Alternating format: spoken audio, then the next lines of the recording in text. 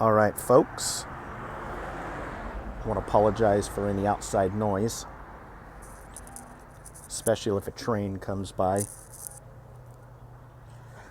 I would like to address very briefly my debate with Matt Dillahunty by way of commenting on essences and causes. This seems to be something that I am being trolled with as of late. So I just want to straighten the record. I've posted on the channel here a video showing the bibliography of essence and existence and its distinction. This is an ancient discussion.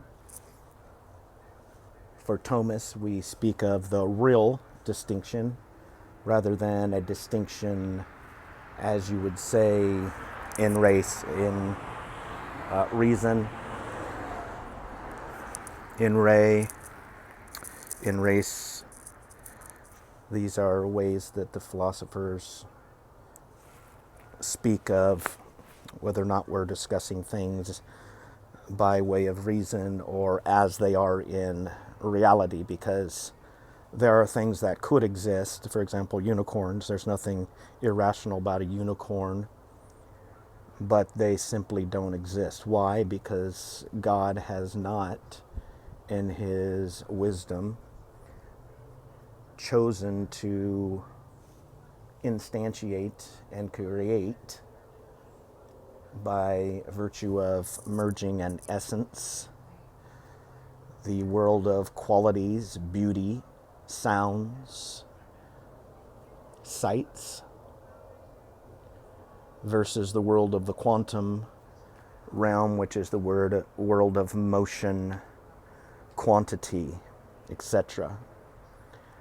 The world of essences is the world of qualities. That's why a lot of people want to deny that color exists. For example, they are metaphysically uninformed to state such things.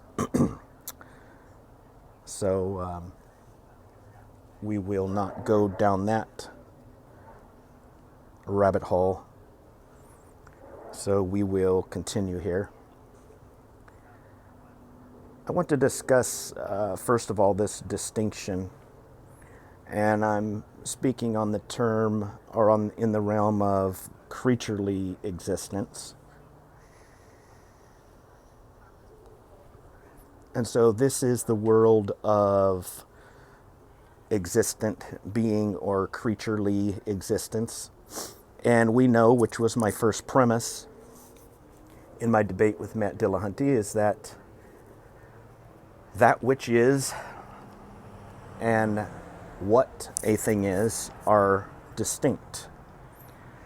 That is to say that which is, we might speak of that which has existence, that which is an act of being, which has been composed of an act of existence, actus ascendi, which is the act of being, or an act of essence. These words are used interchangeably throughout the history of philosophy.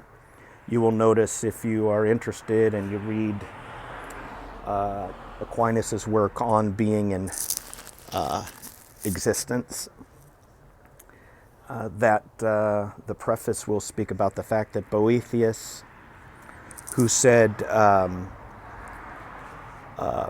id quod est and esse are distinguished. So a that which is and its being are considered distinct.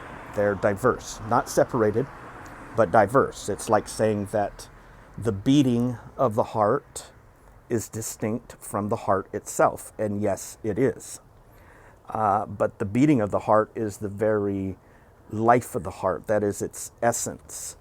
It's been composed with matter, which brings about that which is what Aquinas would call substantial form. So when we make this distinction of what a thing is and that a thing is, we are saying that the essence and the fact that it is are distinct. And we can see this by the very fact that we can define terms. Words have provisional meanings. You can't just use words any way you want. They do have these provisional meanings, and they're important. We could not communicate without this kind of standard.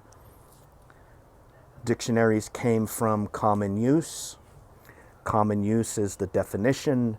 Now, in order to stay with the standard of common use, you need to refer to a dictionary, and it will inform you that there are primary, secondary, tertiary applications to words. So the essence is what a thing is. It is its definition. It is that nature that tells the matter how to be configured and organized. It's not a emergent property from the simple configuration of matter, but it's a top-down causal relationship that brings about the existence of a thing. Now, we would speak of the essence of a thing is what that thing is necessarily and primarily as the first principle of its intelligibility. These are related to the laws of logic, laws of identity, law, non-contradiction, excluded middle. These statements are the nature of our reality.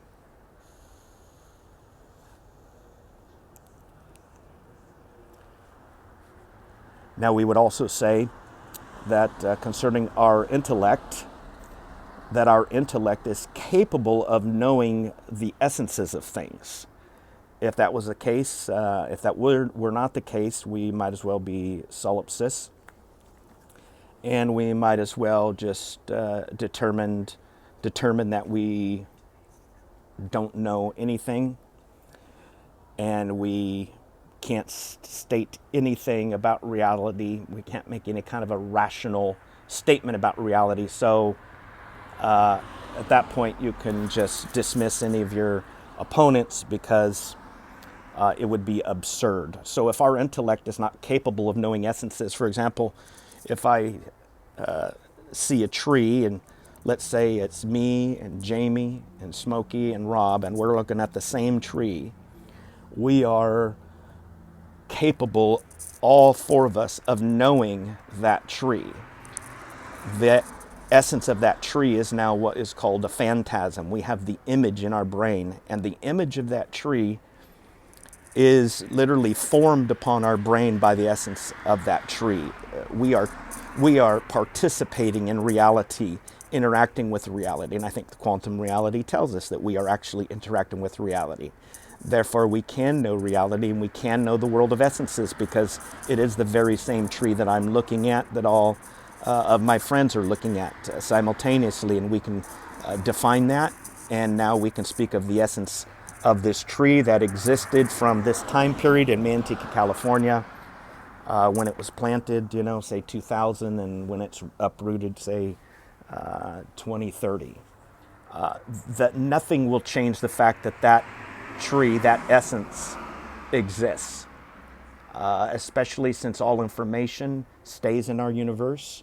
Hawking and Leonard Susskind told us in their great disagreement, the truth came out that we do not lose information, and information is the physical representation of an essence. It is not the essence. So, for example, DNA is not the essence or the blueprint, but it actually communicates the blueprint of what it is to be that particular human being or that particular animal.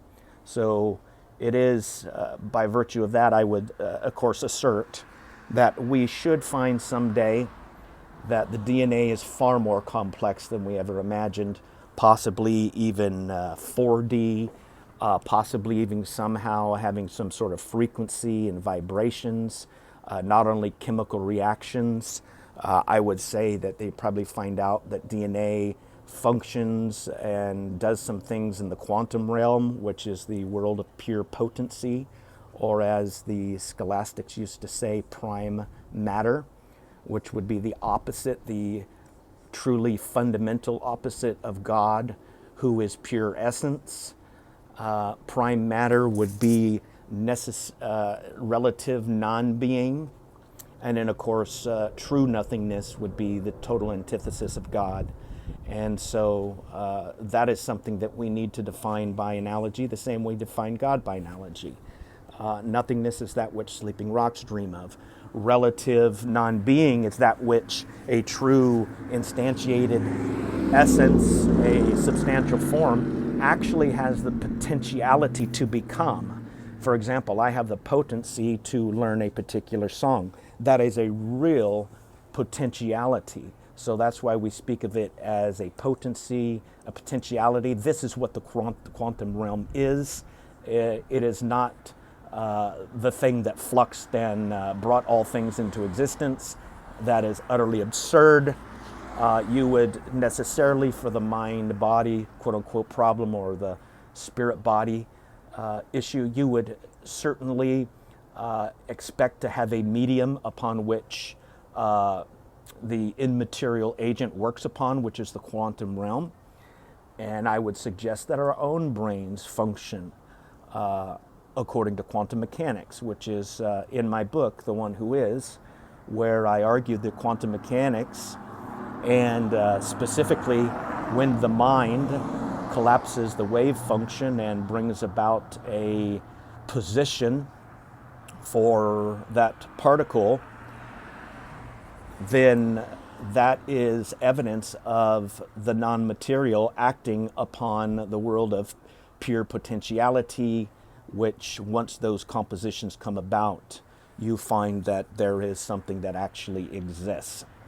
It's really kind of silly, these virtual particles. Dr. Ross speaks of the fact that for our universe to come into existence from a quantum flux, the slapback time, which is the time it would have to, turn back into the quantum foam, or back into, from particles, go to particles, back to energy, particles, back to energy. That is the flux of the quantum realm. But in order for that to come about, that our universe would be the result of a quantum causal event without an agent, the slapback time is 10 to the minus 122. The universe is older than 10 to the minus 122, therefore it was not brought about by a quantum burp or a quantum fluctuation or whatever you want to call it. I have really become very clear concerning some of these things, and I truly believe that Wolfgang Smith has got it right in his book on, I forget the name of it, I think it's The End of, or The Quantum Enigma, something like that. He has answered it, and nobody realizes that he has answered, well, a few have realized he has answered it, but he has answered it. A Catholic, Thomistic, a layman, but a Catholic nonetheless, a Thomist, was one who was far more brilliant than I am, who demonstrated that the things that I am saying and have said for years is actually the case concerning the quantum realm. So that is causality. That is the distinction of essence and existence. And I think because this fits neatly in my goal for these programs, 15 to 20 minutes, I'm going to stop right there. And the next program will be specifically on the four causes, which very quickly we have the intrinsic and the extrinsic causes, the material and formal cause, the efficient and final cause. We'll be dealing with that. And then, of course, in Thomism, You have what would be the quintessence or the quintessential cause, which is God as the exemplary cause. He is the origin, the means, and the goal of all things. In him we live, move, and have our being. And I have to say to that, amen and amen. May God bless you all.